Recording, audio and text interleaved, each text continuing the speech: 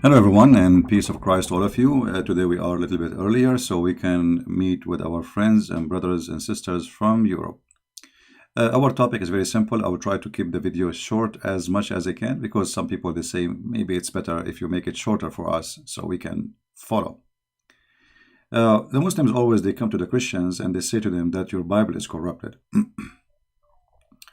And many Christians immediately go into defense, because how you say the Bible is corrupt. I mean, I believe in that book, but there is something we all as a Christians we miss, that Islam is not somebody is a Muslim, he is not an atheist, he is not a Hindu, not a Buddha. He have different background, so he is not actually accusing you, he is accusing himself. To make it simple for you, if we go to the yellow pages of Muhammad and we type the word Injil in the search engine,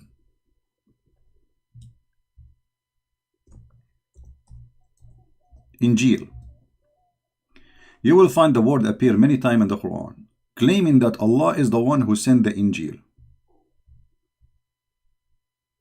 You see, the Muslims, they translate the word as Torah, but they translate the word as gospel, which is false translation, by the way. Because you cannot change the name if it is coming as Injil. Why you use the word gospel? And having that word there is a big problem for the Muhammadan. However, starting with the point of accusation that the Bible is corrupted, that is something against Islam, not against me. Because as long as the Muslims agree that this book is sent by Allah, the question is, how stupid Allah to the point anyone can corrupt his book? Because responsibility of the book preservation belong to God, for this is his book, not my book. You see, when I say the Injil is my book, this is not accurate, because this is the book of God. So the one who should preserve the book is the author of the book. So if the Muslims saying to us that the Bible is corrupted, they are shooting at their God, proving to us that Allah is a fufu fifi mimi. Anyone can spank him, change his book. So if you are speaking to a Muslim and he says to you the Bible is corrupt, say to him, okay, the Bible which Allah he sent is corrupt. In a second you will see he changes mood, he will change the topic. Because it's stupid, it's funny, and it's an insult to his God, not to you. Secondly, the second question you should ask the Muslim, okay, Allah he sent the Injil, did he allow it to be corrupted or he himself corrupted? If he say he allowed it to be corrupt, that's mean Allah is shaitan. Because the purpose of this book to be sent is not to corrupt people, it's to help them. So if Allah allowed the book to be corrupted, that means Allah himself is using his book to corrupt society.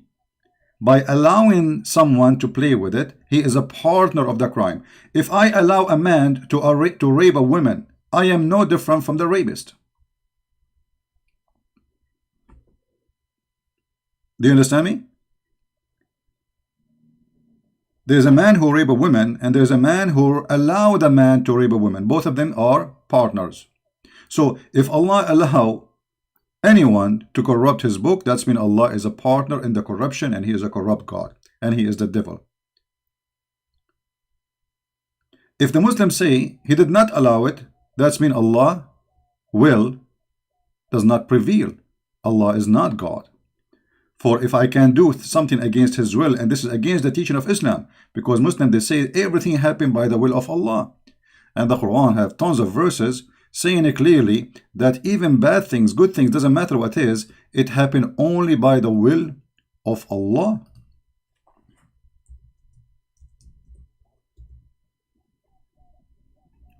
All those verses confirming to us that Allah is behind it. Chapter 64, verse number 11 says that no disaster, no bad things happen to you except by the will of Allah. i.e., the decision of qadr, which means the divine determine. So Allah is the one who prepared. So before Allah he sent the Injil, he prepared a plan to corrupt the Injil. How stupid that is. Are we listening? So listen to this. Before Allah he sent the Isa, and before he gave him the book, he decided that he will send the Isa and he will corrupt his book. Who is the one who decided that? Allah. Do you see it?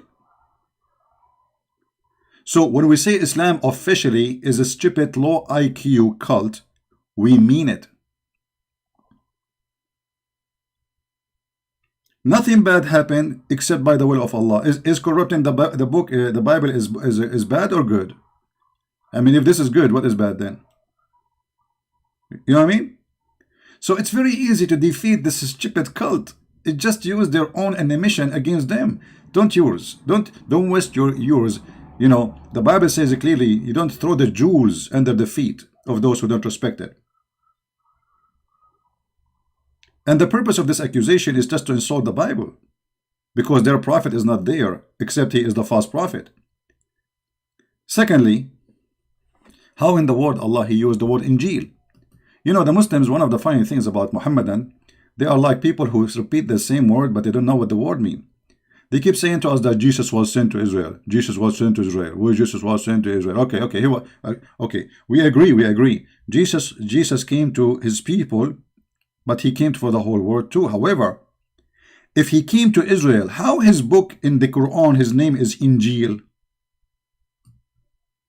I mean, his people are Hebrew. They speak Hebrew. The name of the book is Greek. So imagine I am an Arab, and I am writing a book for the Arab, and my book in Japanese. Because the name of the book is telling you what is the language of the book. The language of the book is Greek. So did Allah send the Injil to the Greek or to the Hebrew? How stupid that is. Muhammad, the author of the Quran, he could not find another name. This is the only name he knew, that they call it Injil, the Greek name. So he decided to use the Injil. But that's mean that the book, all of it, is in a Greek.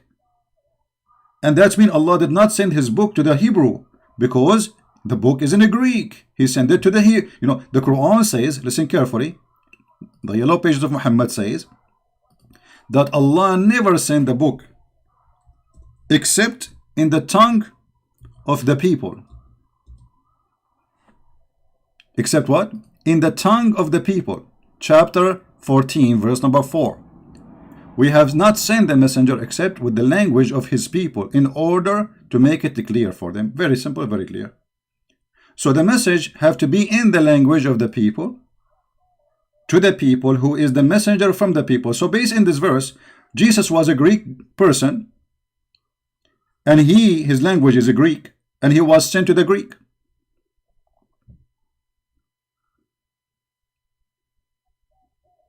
Is the message clear, guys? Based on this, Allah, he called the book Injil. He called it what? Injil. Who is the one who called it Injil? Allah. This is not a translation. This is the original name in the Quran. It says here, نزل عليك الكتاب بالحق مصدقا لما بين يديه. And here we have other problem, confirming what is between his hands. How the book is corrupted, you idiot, and yet it says in the Quran, confirming what is between his hands. And look in the Muslim translation, they say, try to fabricate, they say, confirming what came before it. It doesn't say that in Arabic. It doesn't say that, CP. It says confirming what is between his hand. So every single verse in the Quran is stupid to the point will make you dizzy if you are a Muslim, will make you laugh if you are a Christian, will make you love cows if you are a Hindu. Because the cows have way more intellect and intelligence from the one who wrote the Quran. And look at the corruption, confirming what was revealed before it. Where it says that? Where it says that? You know what? I'm going to use a trick just to show you how we can get them busted. I'm going to open this page in Google browser, and I will translate the page in the front of your eyes. So you will see both sides, the original, the Muslim translation and Google translation. And you will see that the stupid Google translation will get them busted. Let us do it. Translate to English. Be my witness. Chapter number 3. The book brought to the truth to you. Believe what was in his hand.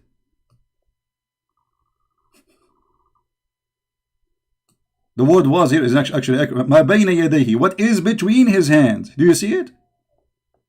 So the book is between their hands at that time. So how the book is corrupted? And this is in the time of Muhammad. Muhammad confirming what is between his hands. If we go to different verses in the Quran, we will see the Fufu Muhammad. He is even getting himself faster in the quicksand. So he say,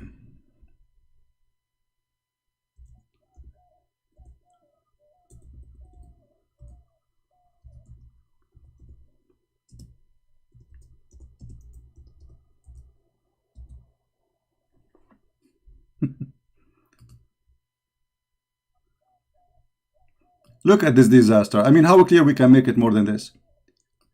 Muhammad came and he is confirming what they possess. Do you see it? Even this is the Muslim translation, which is obviously always is a lie. But even with their lies, we got them busted.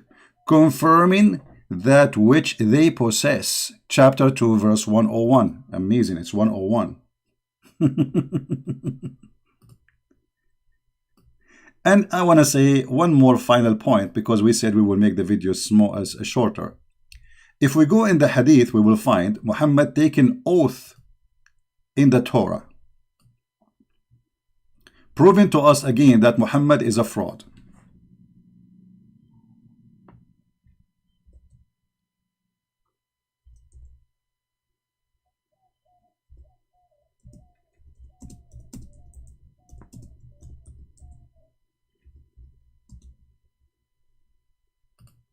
This is Muhammad, and this is an accepted correct hadith.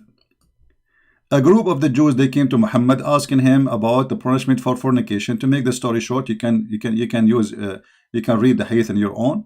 It says, he told them, okay, bring the Torah. Muhammad said, the Messenger of Allah, he sat on in a cushion, and he said to them, bring the Torah. And it was then brought. Then he would draw the cushion from beneath him, and he placed the Torah on it, saying, look at this, he's shown respect to the Torah. I believed in thee, and the one who sent revealed thee. Look at this. So how the Torah is corrupted and Muhammad taken oath in it? There's one of two options. Either Muhammad is the same as Obama, he take oath in anything in the front of him, even if it's a goat, for the sake of political gain, which means he's a fraud. Or Muhammad is a true prophet, and he believe in this book, and this book never been corrupted, because he says, I believe in you. So if the book is corrupt, and he swear by a book which is corrupt, obviously Muhammad is corrupt. If you give me a book like the Quran and says to me, take an oath in the Quran, I will refuse, because this is the book of the devil for me.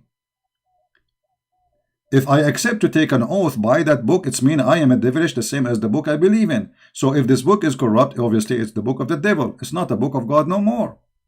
For the devil played with it. So if Muhammad, he's taken oath by it, and not only that, saying, I believe in thee and the one who sent thee. And he placed his hand over the whole book, not only a verse. You see, he said, bring the Torah for me. The whole Torah. And remember, at that time, the Torah, it's not like pages like now. It's like a scroll. So you have, it's like a roll. So they bring the roll for him. They put it in front of him. And Muhammad, he placed his hand and he says, I believe in thee.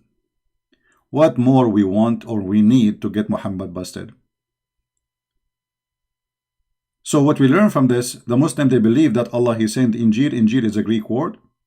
That's mean Jesus was sent, and that's mean the book, the name is Injil. It's mean the Greek itself, the book itself is written in Greek. That's mean Jesus was a Greek, sent for the Greek, because the Quran confirmed that Allah never sent a messenger unless he speak the tongue of the people and he give them message in their language, as you see, chapter 14, verse number 4.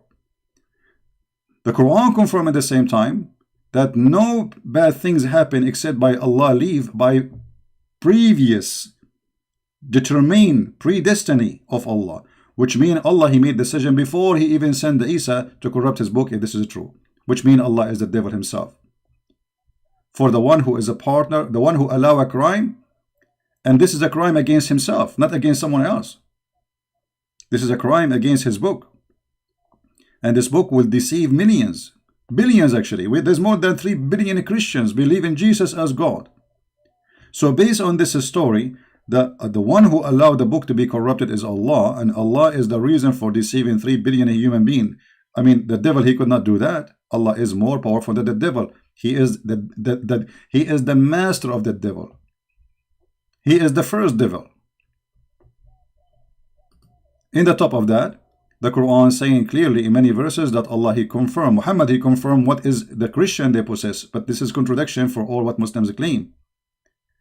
And Muhammad, he take an oath in it. All those things lead us to one conclusion, that the one who wrote the Quran is an idiot. He changed his words, depend in the situation. So when he is trying to get close to the Jews, he respect the Torah, he gives the Torah, he bow down to the Torah. When he that's it, he do not need the Jews, he want to kill the Torah, he want to kill the Christians, he want to kill the Jews, he do not need them no more. So Muhammad is nothing but a fraud, and he changed his God and his religion based in the temperature of the atmosphere around him. Actually, if you remember the verse where it says,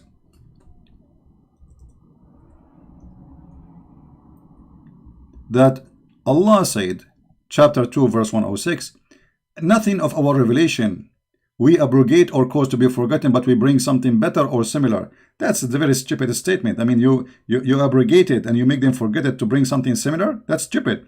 But the reason for this verse, if you read the interpretation, you will see that the Arab, they were laughing at Muhammad.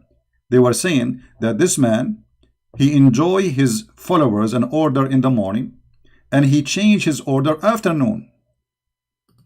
I mean, how that can be? How fast God, he changed his teaching. You see, we are not talking about a prophet, he came after another prophet, like 10 centuries after. We are talking about a guy, he say in the morning, this is halal. Afternoon, he says, no, don't do it, it's not halal. And the Arab, they were laughing at him. And why Muhammad is doing that? I'm trying to open the website, but it's taking time. This is the corrupt King of Jordan website, never work, as usual. You know, this guy, his book never, his website never work. All right.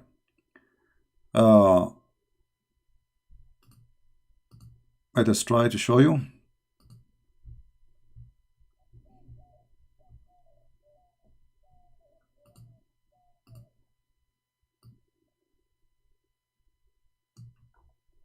Read carefully with me. This is not, you see the funny, this is written by the Muslims' hands.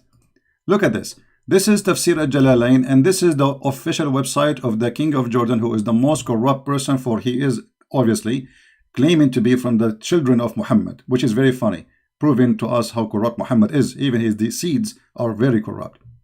When the disbelievers began to laugh at the matter of abrogation, saying that one day Muhammad enjoy his companion in one thing, and then next day he forbid it. What is this? What happened?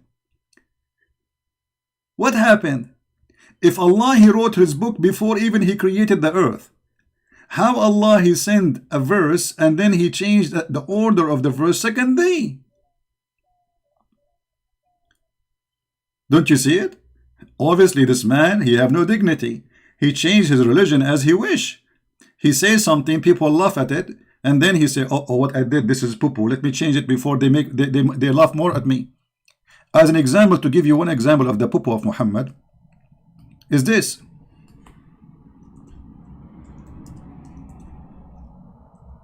No, we type in English. Hold on.